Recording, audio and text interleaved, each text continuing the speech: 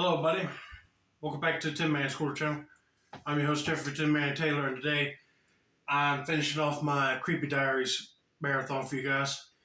And this was titled Lost in the Library Horror Story. So without further ado, I'm going to turn these lights off, move the camera up here for you guys, and let's get this reaction on the road in the bag, shall we? Okay, here we go.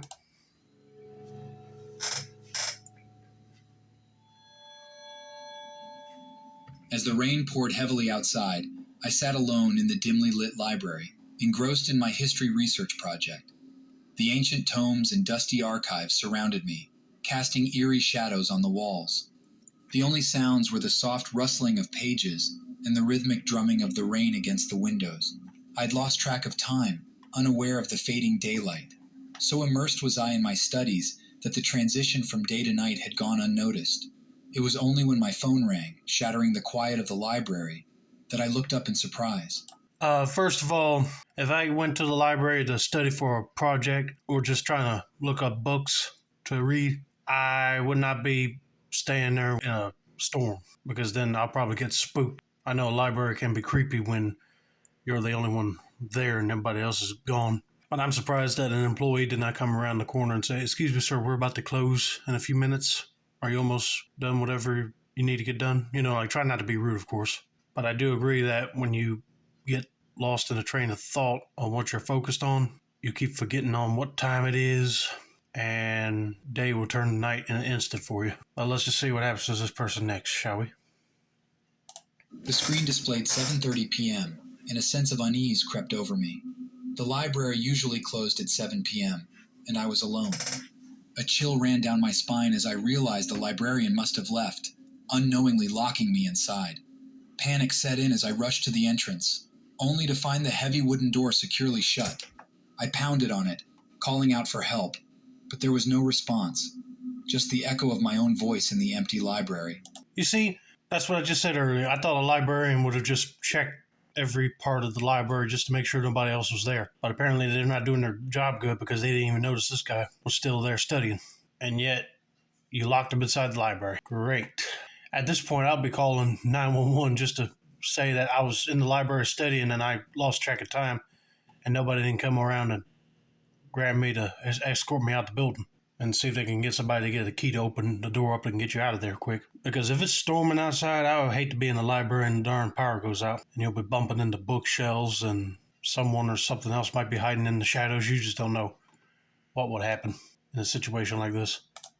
I tried to calm myself, reasoning that someone would surely come back for me soon. I returned to my table, my heart pounding in my chest. The flickering lights above seemed to cast strange shadows that danced around me, playing tricks on my mind. I tried to focus on my project, but the silence of the library was oppressive. Every creak of the ancient building sounded like a whisper.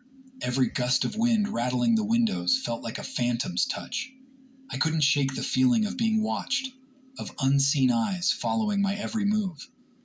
As the minutes stretched into hours, the darkness outside deepened, engulfing the library in an inky blackness. The shelves of books loomed like silent sentinels, their spines bearing titles of long-forgotten stories and secrets. I rose from my seat, my steps echoing in the empty space. The air felt thick with a presence I couldn't name, a weight pressing down on my chest. I wandered through the aisles, my fingers trailing over the ancient leather bindings, seeking solace in the familiar touch of books. But the solitude of the library had turned sinister, the rows of books now seeming like a maze, their paths twisting and turning in on themselves. I felt disoriented, trapped in a labyrinth of knowledge that offered no escape. A sudden draft made the candles flicker, casting long shadows that seemed to move of their own accord. Yeah, I'll probably go nuts in a library if I was accidentally locked in. I'll be like, great, I almost read every book in this place, and I'm getting bored and going crazy. But it'd be kind of weird that if there was a candle in there and you see a draft moving the wick while it's burning, it's sort of strange. So somebody must have opened up a window or a door and got themselves in there too. But who?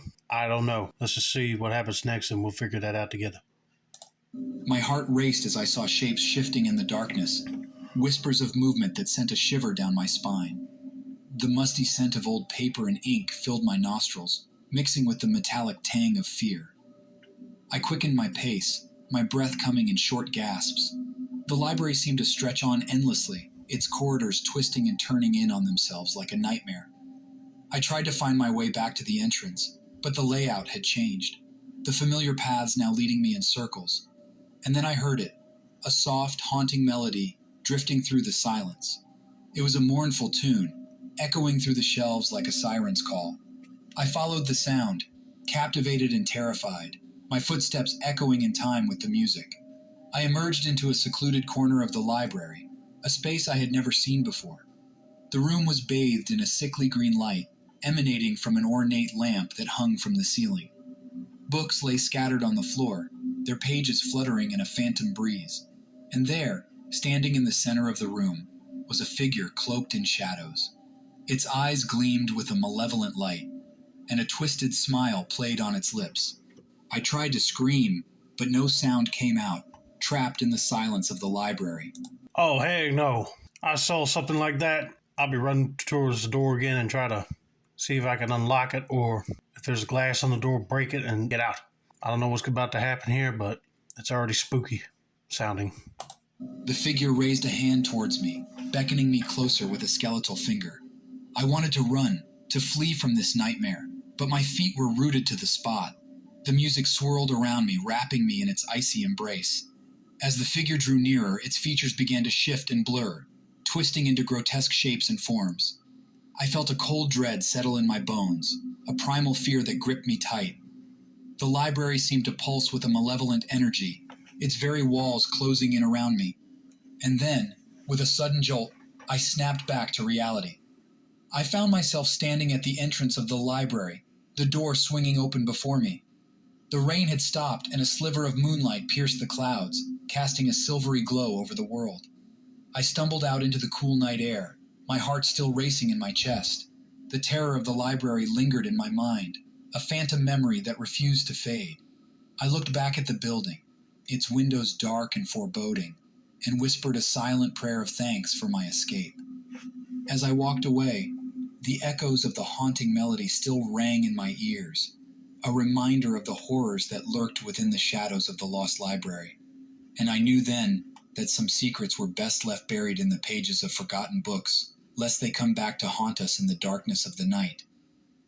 Thank God he was able to find an exit and get out of there quick, and the rain stopped for him to get out and leave without getting wet. So that's a relief. But I know now that this person is not going to go back to the library and stay too long. But anyway, I hope you guys enjoyed this video. Don't forget to like, subscribe, turn on post notifications for more creepy diaries content like this. This has been another successful installment of the Tin Man's Quarter channel. I'm your host, Jeffrey Tin Man Taylor, and I said that's a wrap, and have a nice day, y'all.